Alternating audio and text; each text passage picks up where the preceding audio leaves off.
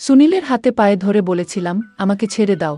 তখন সুনীল চক্রবর্তী আমাকে বলেছিল, তুমি কি চাও না তোমার স্বামী বেঁচে থাকুক? তুমি যদি চাও তোমার স্বামী বেঁচে থাকুক, তাহলে তোমাকে এটা করতেই হবে। স্বামী বাধ্য হয়ে সেদিন রাতের বেলা আমাকে তার বন্ধুর হাতে সঁপে দিয়েছিল। তারপর স্বামীর বন্ধু সারারাত ধরে আমার সাথে যা করেছিল তা শুনলে আমি গ্যারান্টি দিয়ে বলতে পারি, তোমাদের মাথাটা গরম করে দিবে।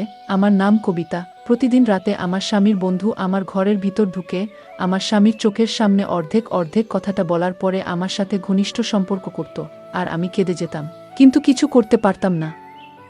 আমার স্বামী আমাকে অনেক ভালোবাসত। আমরা দুইজন নিজের সংসারে খুব সুখে ছিলাম।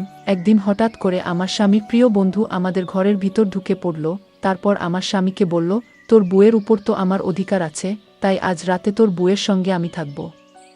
আমার স্বামী তার বন্ধুর মুখ থেকে এই কথা শোনার পরে যখন আপত্তি জানাল, তখন আমার স্বামীর বন্ধু বলল, মনে আছে তো, অর্ধেক অর্ধেক তো সব কিছু আমার। তারপর আমার স্বামী তার বন্ধুর মুখ থেকে অর্ধেক অর্ধেক কথা শোনার পরে আমাকে তার বন্ধুর হাতে সঁপে দিল এবং রুম থেকে মাথা নিচু করে বাইরে চলে গেল। আমার স্বামী যখন চোখের জল ফেলতে ফেলতে অসহায় হয়ে রুম থেকে বাইরে বের হলো, তখন আমি তার বন্ধুর হাতে পায়ে ধরে বললাম, দয়া করে আমার মানসম্মান নষ্ট করবেন না। তুমি এটা পাপ করছো। আমি তোমার বন্ধুর স্ত্রী। আমি তোমার বন্ধুকে মন প্রাণ দিয়ে ভালোবাসি। আমাকে ছেড়ে দাও। কিন্তু ওই শয়তান আমার একটাও শুনেননি। আমি তো এটা বুঝতে পারছিলাম না যে ওই অর্ধেক অর্ধেক কথার মধ্যে এমন কি লুকিয়েছিল, যেটার জন্য আমার স্বামী অনেক অসহায় হয়ে আমাকে তার বন্ধুর হাতে সঁপে দিতে বাধ্য হয়েছিল। এই পৃথিবীতে কোনো স্বামী এটা চাইবে না যে তার স্ত্রীর সঙ্গে অন্য পুরুষ কোনো বাজে আচরণ করুক। আর এদিকে আমার স্বামীর চোখের সামনেই তার বন্ধু আমার সঙ্গে সবকিছু করত। কিন্তু জানি না কেন আমার স্বামী এত লাচার ও অসহায় ছিল তার বন্ধুর অর্ধেক অর্ধেক কথা শুনে। জানি না এমন কি বাধ্যতা ছিল অর্ধেক অর্ধেক কথার মধ্যে। আসলে বিয়ের পরে আমি শ্বশুরবাড়িতে 3 বছর ছিলাম। 2 বছর পরে আমার স্বামী যখন খুলনায় চাকরি পেল, তখন আমি স্বামীর সঙ্গে খুলনায় চলে এসেছিলাম। চাকরি পাওয়ার 5 থেকে 6 বছর পরে আমার স্বামী নিজের জমানো টাকা থেকে একটা ছোট্ট বাড়ি কিনেছিল। তার আগে স্বামীর সঙ্গে আমি একটা ভাড়ার বাড়িতে থাকতাম। স্বামী যখন খুলনায় চাকরি পেয়েছিল, তখন আমি স্বামীর সঙ্গে শহরে চলে এসেছিলাম। আমার স্বামীর নাম রাজেশ। স্বামী আমাকে ভালোবেসে বিয়ে করেছিল।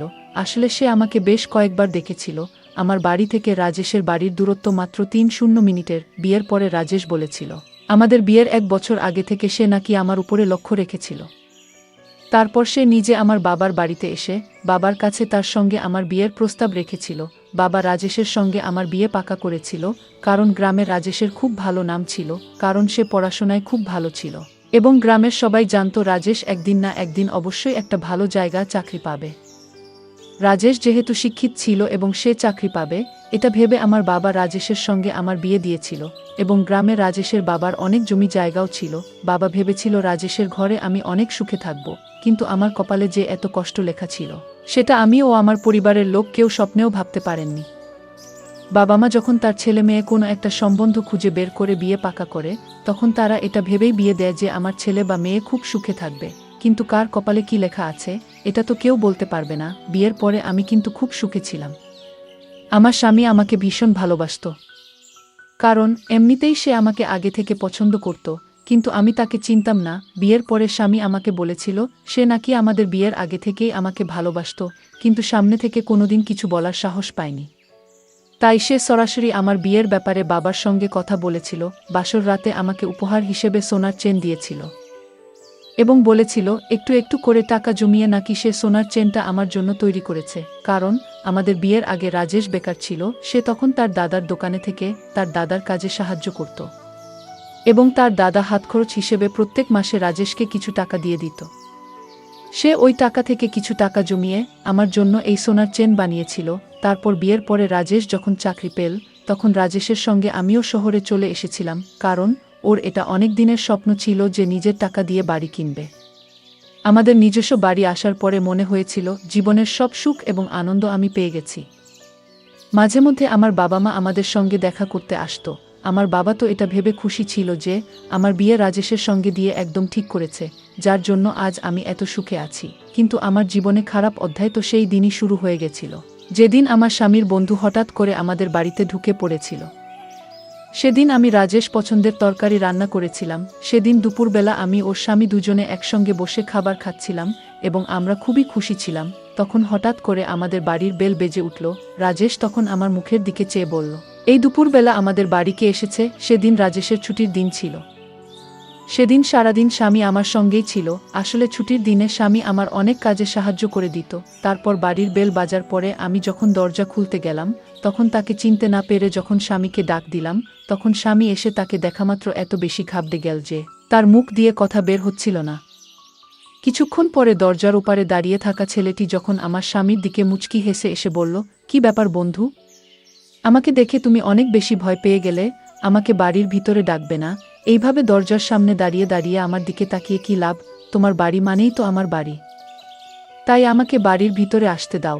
ওই কথাটা বলা মাত্রই ছেলেটি আমাদের অনুমতি ছাড়াই বাড়ির ভিতরে প্রবেশ করল। আমি তখন স্বামীর মুখের দিকে হা করে আশ্চর্য হয়ে তাকিয়েছিলাম, কারণ আলগা মানুষ কিভাবে আমার স্বামীর চোখের সামনে আমাদের বাড়িতে প্রবেশ করতে পারে। আমি তখন রেগে গিয়ে স্বামীকে বললাম, এই ছেলেটা কে? আর তার সাহস কি করে হলো আমাদের বাড়ির ভেতরে এভাবে প্রবেশ করার? তুমি তাকে কিছু বললে না কেন?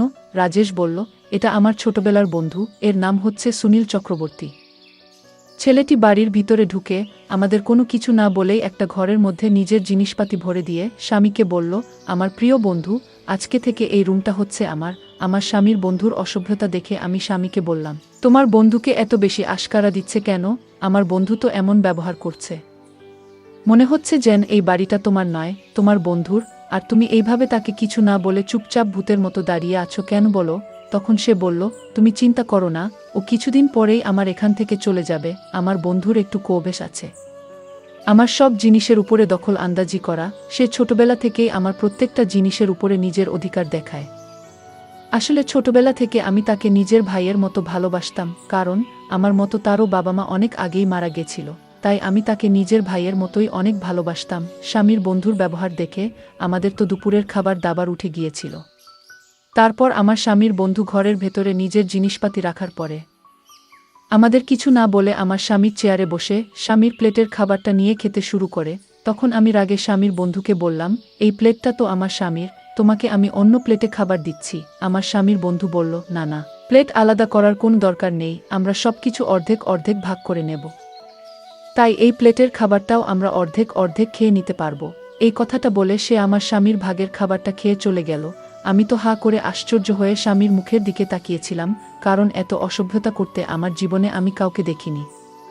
জানি না আমার স্বামী কি কারণে তার বন্ধুকে এত বেশি আশকারা দিচ্ছিল। প্রথমে তো মনে হয়েছিল আমার স্বামী তার বন্ধুকে আশকারা দিচ্ছে, কিন্তু যতদিন যাচ্ছিল আমি বুঝতে পারছিলাম আমার স্বামী তার বন্ধুকে আশকারা নয়, সে পুরো চার ও অসহায় হয়ে তার বন্ধুর সব কথা বাধ্য হয়ে মানছিল। যখন তার বন্ধু আমাদের বাড়িতে এসেছিল, তখন থেকেই তার বন্ধুর তাকানোর অঙ্গিভঙ্গি দেখে আমার ভীষণ খারাপ লাগত। এমনকি সে আমাদের বেডরুমের ভিতর ঢুকে আমার স্বামীর জামাকাপড় নিজের গায়ে দিত আমাদের অনুমতি ছাড়াই, এবং আমি যখন বাধা দিতাম তখন সে আমার নাম ধরে বলতো, আরে এ কবিতা, তুমি আমাদের দুজনের গোপন কথার ব্যাপারে কিচ্ছু জানো না, তাই তুমি আমার ও রাজেশের মাঝে না আসলেই ভালো। সে যখন আমাকে বৌদি না বলে নাম ধরে ডাকতে শুরু করেছিল, তখন রাগে আমার মাথা পুরো গরম হয়ে গিয়েছিল। ওই সময় আমার বউ আমার পাশে দাঁড়িয়েছিল, এবং সে যখন তার বন্ধুকে আমার নাম ধরে ডাকতে দেখল, তখন বর সুনীল চক্রবর্তীকে বলল, তোর সাহস কি করে হলো তোর বৌদির নাম ধরে ডাকার? ওকে কবিতা নয়, বৌদি বলে ডাকবি, না হলে আমার থেকে খারাপ আর কেউ হবে না। আমার স্বামীর বন্ধু তখন স্বামীর কাছে তার কানের কাছে গিয়ে আস্তে করে বলল, মনে আছে তো, অর্ধেক অর্ধেক। সে যখন আস্তে করে আমার স্বামীকে অর্ধেক অর্ধেক কথা বলেছিল, তখন আমি শুনতে পেয়েছিলাম এবং না পেরে স্বামীকে পার্সোনালভাবে জিজ্ঞেস করেছিলাম, তোমার বন্ধু প্রত্যেকটা কথায় অর্ধেক অর্ধেক কেন বলে? এমনকি খাবার দাবার, জামাকাপড়, প্রত্যেকটা জিনিসের উপরে অর্ধেক অর্ধেক বলে দাবি করত, এবং তোমার প্রত্যেকটা জিনিস তোমার অনুমতি ছাড়াই সে ব্যবহার করত। স্বামী তখন আমাকে সব সত্যি কথা বলেছিল। আসলে ছোটবেলায় সুনীলের সঙ্গে আমার স্বামী খুব ভালো বন্ধুত্ব ছিল, এবং তারা দুজনে ওই গ্রামের একজন গুরুজিকে খুবই মানত। এমনকি আমার স্বামী গুরুজির সামনে শপথ দিয়েছিল যে নিজের সুখ দুঃখ ভালো মন্দ সবকিছু নাকি তার বন্ধু সুনীলের সঙ্গে ভাগ করে নেবে। এবং সুনীল চক্রবর্তী ছোটবেলার সেই শপথ আমার স্বামীকে মনে করিয়ে তার কাছ থেকে সবকিছু আদায় করত, কারণ সুনীল চক্রবর্তী গরিব ঘরের ছেলে ছিল, এমনকি সে এখনও কোনো চাকরি বাকরি পায়নি, এখনও সে বেকার হয়ে এদিক সেদিক ঘুরে বেড়ায় বলে ভেবেছিল যখন বড় চাকরি পাবে তখন সে শহরে চলে আসবে এবং শহরে আসার পরে সুনীল চক্রবর্তী তার পেছন ছেড়ে দেবে, কিন্তু ছোট থেকে এখন পর্যন্ত সে আমার স্বামীকে প্রত্যেকটা কথায় গুরুজির কাছে নেওয়া পথের কথা মনে করিয়ে দিত, তার কাছে টাকা আদায় করে। আমার স্বামী তো স্বপ্নেও ভাবতে পারেনি যে ছোটবেলাকার পথের কথা মনে করিয়ে তার বন্ধু এইভাবে হুমকি দিয়ে তার কাছে থেকে সবকিছু আদায় করবে। আসলে আমার স্বামী যখন তার বন্ধুর কোনো আদেশ মানতে রাজি হতো না, তখন সুনীল চক্রবর্তী গুরুজির ছবি বের করে স্বামীর চোখের সামনে রেখে দিত এবং এটা বলে ভয় দেখাতো যে সে যদি গুরুজির সামনে দেওয়া শপথ ভঙ্গ করে তাহলে তার সবকিছু নষ্ট হয়ে যাবে, তার ক্যারিয়ার নষ্ট হয়ে যাবে। গুরুজির কথা মনে করে আমার স্বামী বাধ্য হয়ে তার বন্ধু যা চাইতো তাই দিয়ে দিতে হতো। এই কথা শোনার পর পুরো শরীর থরথর করে কাঁপছিল, কারণ আমি দুপুরবেলায় আমার ঘরে বিছানায় শুয়েছিলাম। তখন মনে হলো কে যেন আমার রুমে ঢুকছে এবং আমার পায়ের কাছে বসে আছে। ভেবেছিলাম বর বাড়িতে এসে হয়তো আমাকে ঘুমন্ত অবস্থায় দেখে আমার স্বামী একটু স্নেহ করছে, কিন্তু চোখ খুলতে ভয়ে আমার প্রাণ বেরিয়ে যাওয়ার মতো অবস্থা হয়েছিল, কারণ আমার স্বামীর বন্ধু আমাদের ঘরের ভিতরে ঢুকে আমার পাশে বসেছিল। আমি তখন ভয়ে বিছানা থেকে উঠে তাকে ধাক্কা দিয়ে দূরে সরিয়ে বললাম, তোমার সাহস কি করে হলো আমার রুমে তুমি এসেছো? যাও, বেরিয়ে যাও আমার ঘর থেকে। সে তখন হাসতে হাসতে আমার মুখের অনেক কাছে এসে ফিসফিস করে বলল, অর্ধেক অর্ধেক ওই উ অর্ধেক অর্ধেক উ কথাটা বলেই সে আমার রুম থেকে হাসতে হাসতে বেরিয়ে চলে গেল। সেদিন স্বামীর অফিস থেকে বাড়ি আসার আগে পর্যন্ত আমি আমার ঘরের ভেতরে দরজাটা লক করে দিয়ে বিছানাতে বসে কাঁদছিলাম, কারণ যেদিন থেকে আমার স্বামীর বন্ধু আমাদের বাড়িতে এসেছিল সেদিন থেকে আমাদের জীবনের দুঃখকষ্ট শুরু হয়ে গেছিল। আমি স্বামীকে অনেকবার বলেছিলাম যে এইসব কুসংস্কার যাতে বিশ্বাস না করে, কিন্তু আমার স্বামীর মনে ভয় ছিল যদি সে গুরুজির সামনে দেওয়া শপথের অপমান করে তাহলে হয়তো তার সবকিছু শেষ হয়ে যাবে। এই বয়সে তার বন্ধুর সব আবদার পূরণ করত। সেদিন যখন আমার বর বাড়ি ফিরে এলো তখন হঠাৎ করে সে বাড়িতে ঢোকা মাত্রই এমনভাবে মুখ থুবড়ে পড়ে গেল যে তার মাথা মেঝেতে লেগে ফেটে গিয়েছিল। ওই সময় আমি রুমের মধ্যে ছিলাম। স্বামীর অনেক জোরে চিৎকারের আওয়াজ শুনতে পেয়ে আমি তাড়াতাড়ি রুম থেকে বেরিয়ে গিয়েছিলাম। ওই সময় সুনীল চক্রবর্তী নিজের রুম থেকে বেরিয়ে এসে আমার স্বামীকে দেখে বলল, এই সর্বনাশ হয়ে গেছে, রাজেশকে তো তাড়াতাড়ি ডাক্তারের কাছে নিয়ে যেতে হবে, কারণ তার মাথা ফেটে গিয়ে অনেক আঘাত লেগেছিল। তাই বাধ্য হয়ে আমার স্বামীকে সুনীলের সঙ্গে করে ডাক্তারের কাছে নিয়ে যেতে হয়েছিল। ডাক্তার দেখানোর পরে আমি যখন স্বামীকে নিয়ে বাড়ি ফিরে এলাম তখন স্বামী বাড়ি ফিরে এসে অনেক মন খারাপ করে বলল, জানি না এই কিছুদিন থেকে আমার সঙ্গে কেন এরকম হচ্ছে। তখন তার বন্ধু সুনীল চক্রবর্তী আমার স্বামীর কাছে এসে বলল, রাজেশ, আমি জানি তোর সঙ্গে কেন এরকম হচ্ছে, কারণ তুমি গুরুদেবের দেওয়া আদেশের অপমান করেছিস। এই কথা শুনে আমার স্বামী তো ভয় পেয়ে অনেক বেশি ঘাবড়ে গিয়েছিল। আমি তখন রেগে সুনীল চক্রবর্তীকে আমাদের রুম থেকে বাইরে চলে যেতে বলেছিলাম, কারণ আমি বুঝতে পেরেছিলাম সে সবসময় গুরুদেবের কথা বলে আমার স্বামীকে ভয় দেখাতো এবং নিজের আবদারগুলো পূরণ করত। স্বামীর সঙ্গে ঘটনাটা হওয়ার কিছুদিন পরে একদিন সন্ধ্যাবেলায় স্বামী যখন চা খেতে চাইল তখন আমি তাকে চা করে দিলাম এবং চায়ের কাপটা টেবিলে রাখার পরে আমি যখন স্বামীকে ঘরের ভিতর থেকে ডেকে নিয়ে এলাম এবং সে যখন চাটা খেল তখন অর্ধেক চা খাওয়া মাত্র সে নিজের গলা ও পেট ধরে সোফায় বসে গড়াগড়ি দিচ্ছিল। বলে রকম সাফটানি দেখে আমি অনেক বেশি ভয় পেয়ে জিজ্ঞেস করলাম, তুমি এরকম কেন করছো? হঠাৎ করে তোমার কি হলো? স্বামীর এরকম অবস্থা দেখে আমি তো ভীষণ ভয় পেয়ে গিয়েছিলাম, কারণ এর আগে এরকম কখনো হয়নি। স্বামী যখন অনেক বেশি ছটফট করছিল তখন আমি বাধ্য হয়ে সুনীল চক্রবর্তীকে ডাক দিয়েছি। তখন নিজের রুম থেকে বেরিয়ে এসে জিজ্ঞেস করল, কি হয়েছে? তখন আমি বললাম, তোমার বন্ধুর হঠাৎ করে শরীর খারাপ হয়ে গেছে, জানি না কি হয়েছে, তাকে এক্ষুনি ডাক্তারের কাছে নিয়ে যেতে হবে, তুমি আমার সাহায্য করো। সেদিন আবার তাড়াতাড়ি করে স্বামীকে ডাক্তারের কাছে নিয়ে যেতে হয়েছিল। ডাক্তার দেখানোর পরে জানতে পারলাম কিছু বিষাক্ত জিনিসের জন্য তার গলা ও পেট অনেক জ্বালা করছিল। স্বামীর বারবার এরকম অবস্থা দেখে আমিও নিজের কথা বিশ্বাস করতে লাগলাম। প্রথমে আমি ভাবতাম স্বামীর সঙ্গে যা হচ্ছে সেগুলো সব হয়তো ষড়যন্ত্র, কিন্তু বারবার একটা মানুষের সঙ্গে কাকতালীয় কিভাবে হতে পারে? ঠিক ওই সময় সুনীল চক্রবর্তী আমাকে বলল, এগুলো সব গুরুজির আদেশের অপমান করার ফল, তোমরা ভোগ করছো। যতদিন গুরুদের কাছে নেওয়া শপথের পালন করবে না ততদিন তোমাদের জীবনে এরকম দুর্ঘটনা ঘটবে। সুনীলের কথা শোনার পরে আমার স্বামী বলছিল, তাহলে আমাকে কি করতে হবে? কারণ আমি আর এইভাবে ভয়ে ভয়ে বাঁচতে পারবো না। আমার কবিতার সুখের সংসারে শান্তি ফিরিয়ে আনার জন্য যা করতে হয় আমি করব। তখন সুনীল চক্রবর্তী মুচকি হেসে বলল, একটাই উপায় আছে, সেটা হচ্ছে অর্ধেক অর্ধেক। তুই যে শপথ গুরুজির কাছে নিয়েছিলি সেটা পালন করতে হবে, তবে তুই এই শান্তি ফিরে পাবে। তার সুস্থ হওয়ার পরে আমার স্বামী তার সম্পত্তি, বাড়িঘর সবকিছু তার বন্ধু ও নিজের নামে অর্ধেক অর্ধেক করেছিল। এদিকে আমি স্বামীকে এই কথাটা বলিনি যে তার বন্ধু প্রত্যেক দিন আমার ঘরে এসে আমার সঙ্গে নোংরামি করার চেষ্টা করে।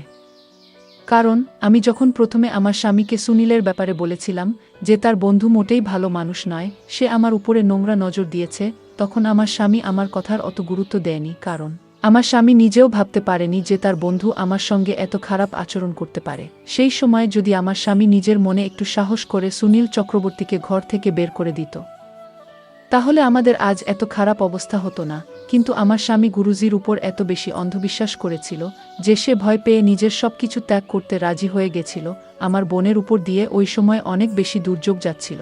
ওই জন্য আমি আর সাহস করে এটা বলতে পারি না যে সুনীল চক্রবর্তী যখন সুযোগ পায় আমার ঘরে এসে আমার সঙ্গে নোংরামি করার চেষ্টা করে। কারণ এসব শোনার পরে আমার স্বামী হয়তো আরও বেশি ভেঙে পড়ত। কিন্তু আমার স্বামী যখন তার সব সম্পত্তি ও বাড়িঘর সুনীলের নামে অর্ধেক করে দিয়েছিল, তারপরেও কিন্তু সুনীল চক্রবর্তী সুযোগ পেলে আমার ঘরের ভিতরে এসে কখনো বা আমার শাড়ির আঁচল নিয়ে টানাটানি করত। এরকম খারাপ আচরণ দেখে আমি তাকে জোরে একটা থাপ্পড় মেরেছিলাম। সে তখন আমাকে বলেছিল, অর্ধেক অর্ধেক মনে আছে তো, নইলে তোমার স্বামীর মৃত্যু নিশ্চিত। এটা আমি তোমাকে লিখে দিতে পারি। আর এটা আমার কথা নয়, এটা হচ্ছে গুরুজির কথা। সুনীলের মুখ থেকে স্বামীর মৃত্যুর কথা শুনে আমার ভয়ে হৃৎস্পন্দন বেড়ে গিয়েছিল। বুঝতে পারছিলাম না কিভাবে এই শয়তানের হাত থেকে নিজেকে ও নিজের স্বামীকে বাঁচাবো। কারণ সুনীল চক্রবর্তী তো আমার স্বামীর সব সম্পত্তি অর্ধেক পেয়ে গেছিল, শুধু আমি বাকি ছিলাম। সুনীল চক্রবর্তীকে সবকিছু অর্ধেক দিয়ে দেওয়ার পরেও আমার স্বামীর উপর থেকে দুর্যোগ কাটেনি। তারপরেও আমার স্বামীর সঙ্গে কিছু না কিছু দুর্ঘটনা ঘটত। তখন আমার স্বামী সুনীল চক্রবর্তীকে বলল, আমি তো গুরুজির আদেশ মতো তোকে আমার সবকিছু অর্ধেক দিয়ে দিয়েছি, তারপরেও কেন আমার ক্ষতি হচ্ছে? সুনীল চক্রবর্তী তখন আমার দিকে তাকিয়ে বলল, বন্ধু, তুই এখনো সবকিছু ভাগ করিসনি। সবকিছু অর্ধেক মানে হচ্ছে সবকিছু, কিন্তু তোর বুকে তো এখনো ভাগ করিসনি। তোর বুকেও ভাগ করে আমাকে অর্ধেক দিতে হবে, তবে তোর উপর থেকে দুর্যোগ কাটবে। আমি তখন সুনীলের হাতে পায়ে ধরে বলেছিলাম, আমার সাথে এমনটা করো না। তখন সুনীল চক্রবর্তী আমাকে বলেছিল, তুমি কি চাও না তোমার স্বামী বেঁচে থাকুক? তুমি যদি চাও তোমার স্বামী বেঁচে থাকে, তাহলে তোমাকে এটা করতেই হবে। স্বামী বাধ্য হয়ে সেদিন রাতের বেলা আমাকে তার বন্ধুর হাতে সঁপে দিয়েছিল, কিন্তু সেই রাতে সে আমার মানসম্মান কেড়ে নিয়েছিল। পরদিন সুনীল তার বুকে ফোন করে বলল, আমি রাজেশের সব অর্ধেক পেয়ে গেছি। তার সম্পত্তির দলিল অর্ধেক আমার নামে দিয়েছে। জানো বউ, এগুলো আমার সব ষড়যন্ত্র। আসলে এখানে গুরুজির কোনো হাত নেই। এই কথা আমার স্বামী শুনে ফেল। তারপর সুনীলকে ইচ্ছামতো পেটালো, তুই আমার সব কেড়ে নিয়েছিস। তুই আমার বন্ধু হয়ে শত্রুর মতো আচরণ করেছিস। আমি আজ তোকে মেরে ফেলব। সুনীল তখন আমার স্বামীর পা ধরে ক্ষমা চাইল, কিন্তু আমরা তাকে ক্ষমা করলাম না। ওই শয়তানকে আমরা পুলিশে ধরিয়ে দিলাম। বন্ধুরা, তোমাদের জন্য খুব কষ্ট করে গল্প তৈরি করি। যদি আমার গল্পগুলো তোমাদের ভালো লাগে, তাহলে ভিডিওতে একটি লাইক করে দিও। আর এরকম মজার মজার গল্প পেতে আমাদের চ্যানেলটি সাবস্ক্রাইব করে পাশে থাকবেন। ধন্যবাদ।